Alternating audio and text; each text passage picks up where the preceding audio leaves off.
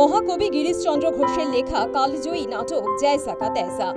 এক কৃপণ বাবার মেয়ের বিয়েকে কেন্দ্র করে গড়ে ওঠে নাটকের গল্প। কৃপণ বাবা মেয়ের বিয়েতেও মন খুলে খরচ করতে রাজি নন। কিভাবে নানা উপায় কৃপণ বাবা জাঁকজমক করে মেয়ের বিয়ে দিল তাই নিয়েই এগিয়েছে গল্প। কমেডি এই নাটক, যতই এগিয়েছে ততই হাসিতে ফেটে পড়েছে দর্শক। মঙ্গলবার হেমন্ত মিত্রর পরিচালনায় নাটক মঞ্চস্থ হলো গিরিশ মঞ্চে।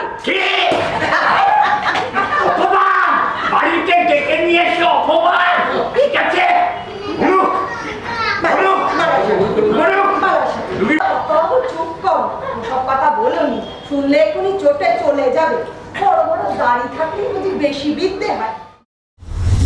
এই নাটকটা যে জয়সা কা তैसा, এই নাটকটা উনি করেন প্রথমে আমাদের এই শ্রীমঞ্চ নাট্য সংস্থায় হয়। 1947 সালে আমাদের দলের জন্ম নভেম্বর মাসে। তারপরে বিভিন্ন নাটক এই প্রেমাংশু বসুর পরিচালনায় আমাদের এই দলে হয়েছে। তার মধ্যে জয়সা কা তैसा অন্যতম। গিরিশ ঘোষের একটা অনন্য প্রহসন, টোটালি কমেডি নাটক। এটা একটা সময় ভীষণভাবে এটা সাড়া ফেলেছিল এই শ্রীমঞ্চে, এবং আজকে প্রেমাংশু বাবুর পরিচালনায় ওটা হয়েছিল বলেই এবং ওনার জন্মশতবর্ষ বলেই এই নাটকটা আমরা এবার করছি। শ্রীমঞ্চ সংস্থার পথ চলা শুরু বিখ্যাত শিল্পী প্রেমাংশু বসুর হাত ধরে। 1947 সালে দলের প্রতিষ্ঠা। জয়সা কা তैसा নাটকটি প্রথমবার পরিচালনা করেছিলেন প্রেমাংশু বসুই। সে নাটক নতুন করে মঞ্চস্থ করতে পেরে খুশি শিল্পীরাও। দিন রাতে মুখ গোমড়া করে থাকো কেন? কি চাও? একটা মুখের কথা কথা নিতে হয়।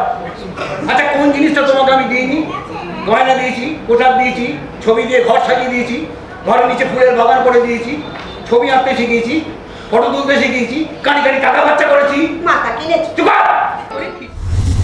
এটা তো আমরা আগেও দুবার মঞ্চস্থ করেছি এবং দর্শকরা অকুণ্ঠ প্রশংসা করেছেন। কারণ আজকের যুগ তো খুব চাপের, এবং এমন একটা অনাবিল হাসির নাটক খুবই কম হয়।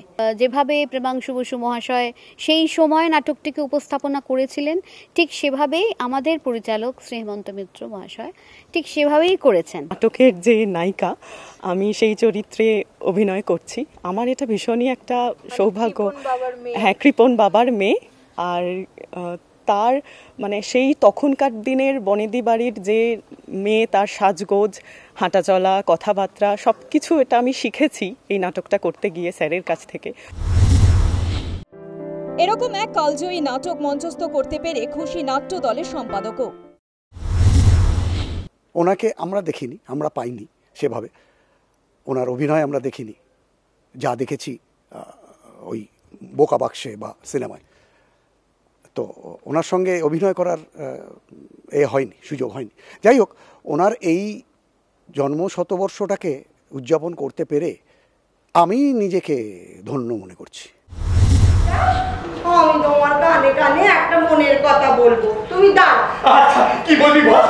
তুই চোখ বুঝে কান পেতে দাঁড়া, আমি হাসতে হাসতে মনের কথা বলবো। গিরিশ মঞ্চে দর্শক সমাগম হয়েছিল ভালোই। তারাও মন খুলে উপভোগ করেছেন এই নাটক। গিরিশ ঘোষের নাটক আজকেও যে কতটা উপভোগ্য তা স্পষ্ট দর্শক প্রতিক্রিয়াতে। মানে অসাধারণ একটা প্রযোজনা, এবং আমি মনে করি এই নাটকের আরও মঞ্চায়ন হওয়া উচিত। হাস্যরসের মধ্যে দিয়ে এত মজার নাটক, এন্টারটেনমেন্ট বলতে যা আমরা বুঝি আজকের দিনে যেটা পাওয়া যায় না, সেইটা কিন্তু আজকে শ্রীমঞ্চ আমাদেরকে উপহার দিল। বহু বছর আগে রঙ্গনা দেখেছিলাম রামধাক্কা নাম দিয়ে। ঠিক আছে, একটু চেঞ্জ করেছে, ভালো, টাইমটা ভালো কাটলো। আজকের দিনে যখন মানুষের জীবন থেকে হাসি শুকিয়ে যাচ্ছে, প্রতিদিনের লড়াইয়ে ব্যস্ত মানুষ দম ফেলার ফুরসত পাচ্ছে না, তখন মহাকবির লেখা নাটকে হেমন্ত মিত্রের পরিচালনায় নতুন এক টাটকা বাতাস নিয়ে এলো। সারাক্ষণে টেনশনে থাকা মানুষদের হয়তোবা দিয়ে গেল একটু বাড়তি অক্সিজেনও। News time. গলির ভেতর ঢুকে যে রাস্তা গুলিয়ে ফেললেন, গাড়োয়ারও বাড়ি চেনে না, আমিও কেঁদে ফেললুম। অনেক লোকজন জমে গেল।